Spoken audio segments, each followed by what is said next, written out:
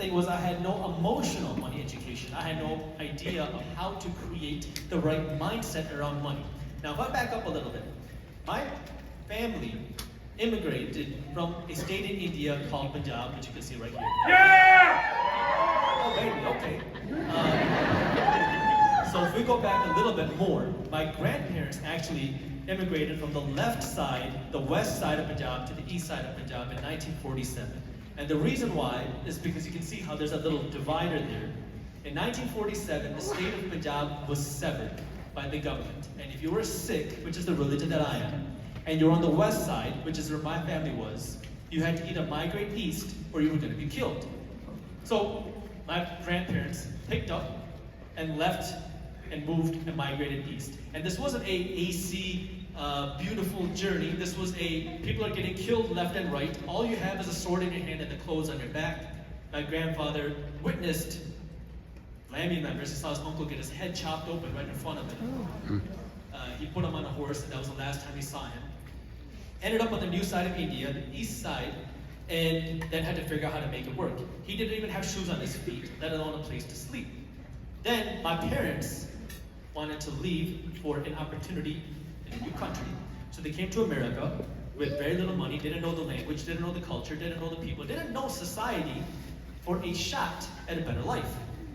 And when you come from that type of background or mentality, you naturally want your kids to succeed. And when you come from this type of background, many times in the Indian culture particularly, you want your kids to go out and get a professional degree. So my parents were very nice because they gave me two options. They said, Jaspreet, we're gonna let you choose. You can either be a doctor or you can be a failure. You can decide. Now naturally, I wanted to become successful too because I saw how hard my parents were working. We didn't grow up poor or broke or anything like that. But I saw how hard they were working and I wanted to give back to my parents. I wanted to reward them for everything that they've done. So I said, okay, I'll go out and become a doctor. So my extent of financial education was on the practical side. If I can go out and get a big salary, that means I can make a lot of money and build a lot of wealth. And on the emotional side, it was money's bad. Because in my house, I was not supposed to talk about money. I was not supposed to stress about money and worry about money because money's bad, it's taboo, it's evil, it's just a lot of bad things. So if you've ever related to anything like this before, let me hear you say greatness. Greatness! So some of you have. Now, when I started to go down my financial education journey, I did a lot of things. I started playing this Indian drum called the dole back when I was in college and high school and a little bit of middle school. I started to make a little bit of money. I got into the event planning business, and then I started investing in real estate when I was in college on accident. And by the way, when I was doing these things, I had to do them in secret because if my parents knew that I was trying to do these entrepreneurial ventures, that was considered very bad, very taboo. But I started to now study to get into medical school because I had to go out and become successful. And as I'm studying, I started to think about this practical side of money, but more particularly the practical side of being a doctor for me, because I knew I had this entrepreneurial mind. I knew I wanted to become financially free. I knew I wanted to do these things. But let's think about now practically being a doctor for me. Now this is just the mindset that I had to go through. Number one, if I wanted to make money as a doctor, and I wanted to make more money, that means I need to see more patients. Well, if I want to see more patients, that means I get to have more transactions and make more dollars. But in order to have more patients and transactions, that means I spend less time per patient. If I'm spending less time per patient, that means that I'm spending less quality care per patient, right? But I get to make more money. So now I'm in college, this is the thing that I'm thinking about, and that was when, for me, I made that decision that maybe this isn't right for me. This practical side of making more money to build more wealth, this is not making sense. And then on the emotional side of money, I also realized I wanted to be financially free. So I was told money's taboo, money's bad, money's evil, but I want to be financially free. And it wasn't because I wanted to just have a bunch of nice stuff. The reason I wanted to be rich early on, which I wasn't allowed to say, was because I wanted to buy my dad's time back. I didn't get to spend a lot of time with my parents growing up. I didn't get to spend a lot of time with my dad, especially growing up because of how much and how many days he was working. Like if he got a Saturday and a Sunday off, that was considered a long weekend. And so I knew I wanted to do something a little bit different. But I was doing everything that I thought was the right thing, and that's when I realized I was checking all of the boxes. The problem was, these just weren't my boxes. And that was when I started to really make that change. And now I have a show called The Minority Mindset. And the reason why it's called The Minority Mindset is because if you keep doing what everybody else does, you're gonna end up just like everybody else. And the reality is, today, the majority of people are broke, the majority of people are unhappy, and the majority of people are unfulfilled. And when I say the majority of people, I don't say this as a general term. I mean more than 50% of people, especially in America, are broke, unhappy, unfulfilled. And so now, if I want to do something a little bit different, I can't keep doing what everybody else does. And this is where then, as I started to go down my financial education journey, I realized that on the practical side of money, a bigger salary does not equal bigger wealth. And on the emotional side, money is just a tool. Because here's the thing, you can make a lot of money, but that doesn't guarantee you're going to become wealthy at all. In fact, in America, statistically, the majority of people who make more money end up in a bigger financial hole. How do I know this? Well, because the way that our economic system works. Guess what? When you get a pay raise, what happens? You go to the bank says, oh, so you got a raise. How about a bigger credit card? How about you upgrade that car? You got a Toyota. How about a BMW? How about a bigger home? It's the way that our economic system works. And so when the majority of people make more money, they end up in a bigger financial hole. And statistically, today, more than half of Americans making a six-figure salary are living paycheck to paycheck broke. So it's not just how much money you make, it's what you do with the money you make, which is why the practical side is a bigger salary by itself is not going to be enough for you to become wealthy. There has to be something else. And the emotional side is money is just a tool. Well, let me tell you something. Money by itself does not make you a good person. Money by itself does not make you a bad person. Money is just a tool. It amplifies who you are. If you give a good person more money, you have a tool to do more good. If you give a bad person more money, well, now you have a tool to do more bad. Which is why we need more good people with money. Great. But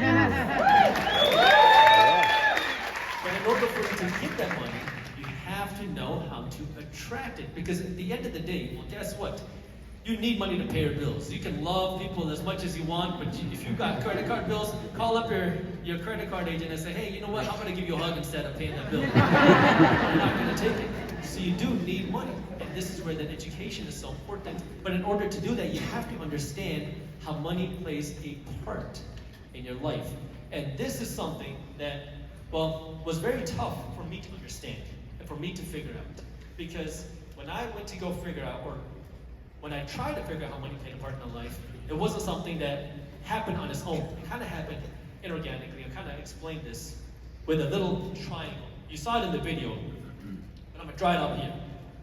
What I have come to the conclusion with is that there are 4 fitnesses in life. That if you want to live a happy and fulfilled life, you have to be fit in these 4 areas. At the very bottom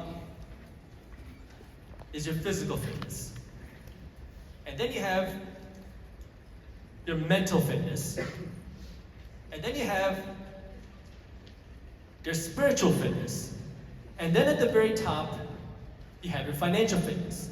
Now, the way that I've come up with this is because, well, when I was starting my entrepreneurial journey, I was very focused here, on the financial side of things, where I was, you can call it chasing money. I was running an event planning company, I was doing a bunch of things, because my goal was I'm just gonna make a lot of money. I wanna start making money because I wanna start having that freedom that if I made more money, everything's gonna be better.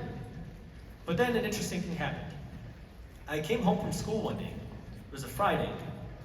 I was having dinner with my parents, and my brother was there, my parents were there, and it was kind of weird, something was off. I don't know what it was, but something was off.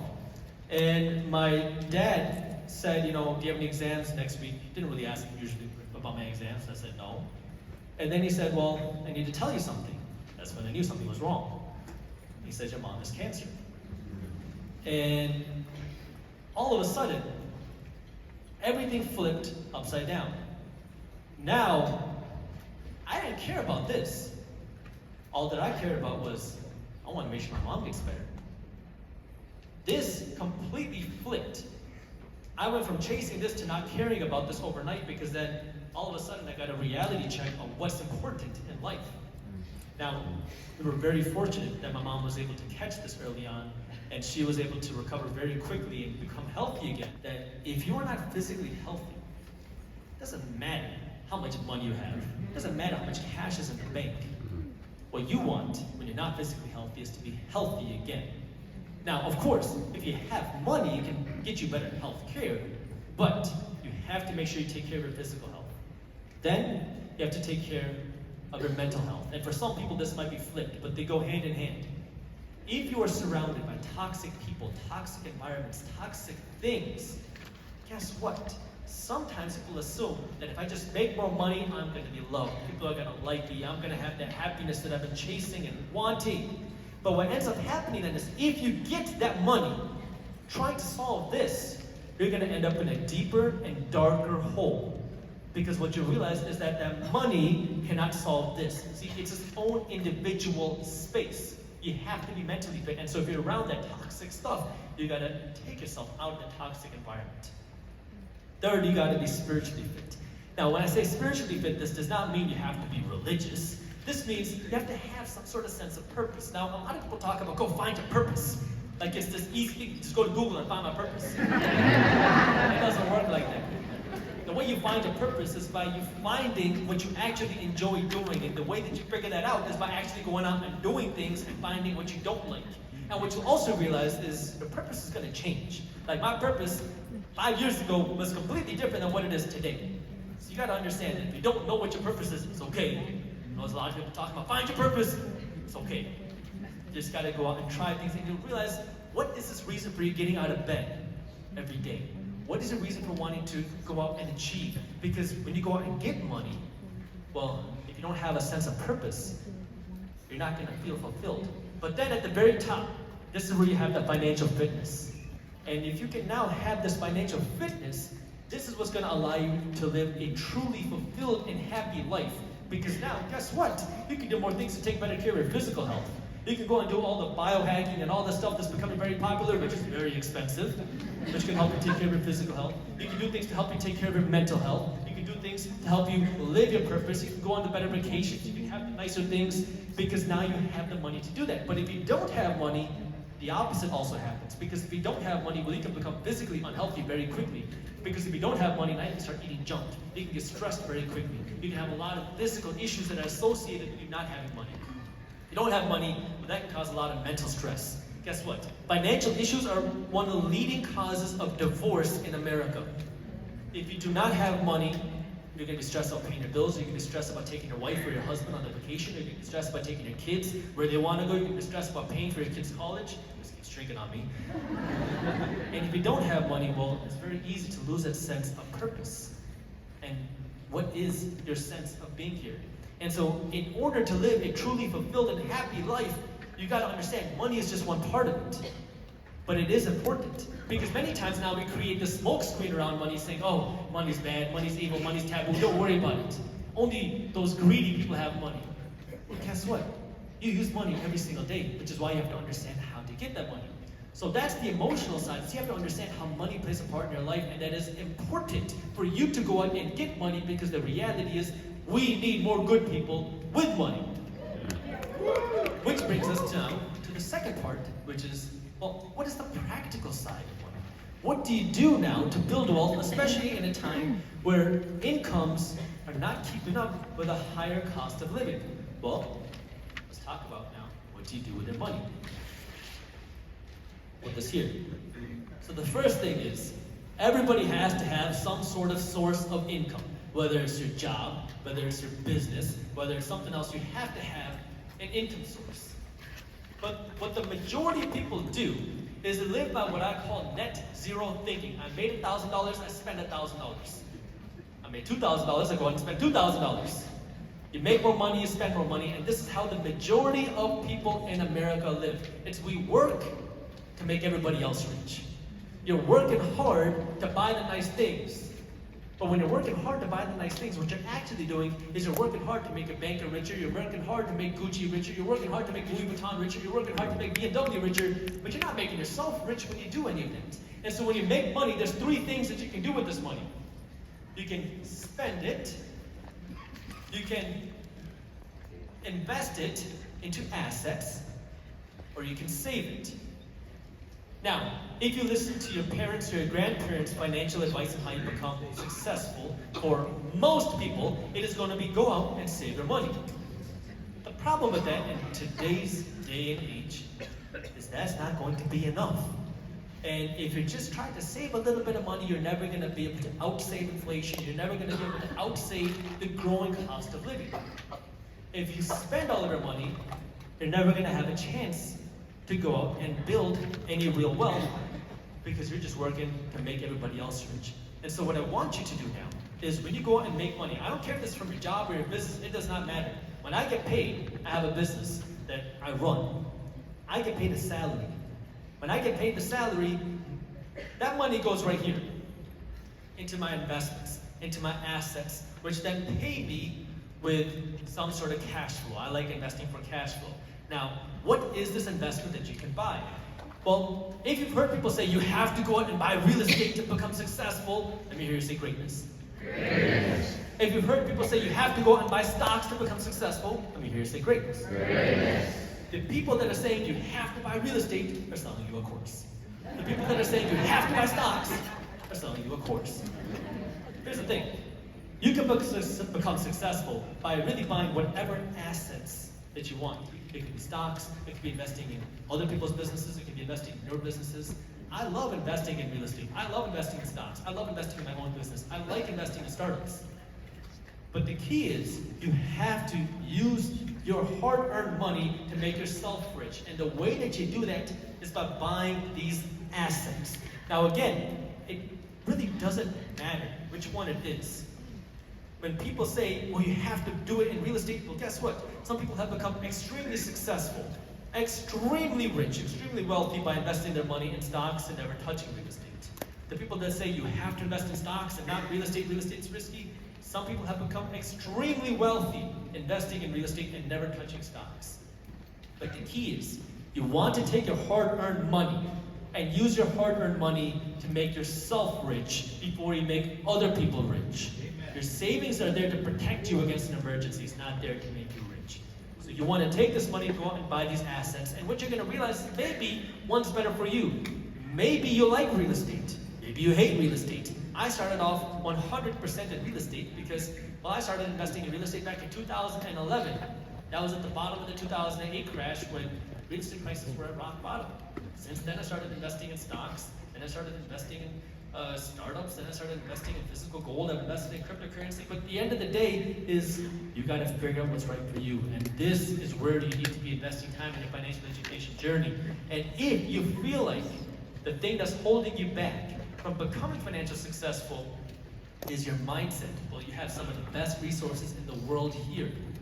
Work on understanding how you can change your mindset around money and achieving that success, because if you are your own roadblock, you can have all the financial education in the world, but it's not going to change a thing. And so if I can leave you with one thing, it's this. If you can't stop thinking about something, don't stop working for it. The world can hate, the world can complain, you might as well give them a good reason to talk, right? Go out and figure out whatever it takes. Put in the work, put in the effort, keep learning, and you'll figure it out. Thank you, everyone.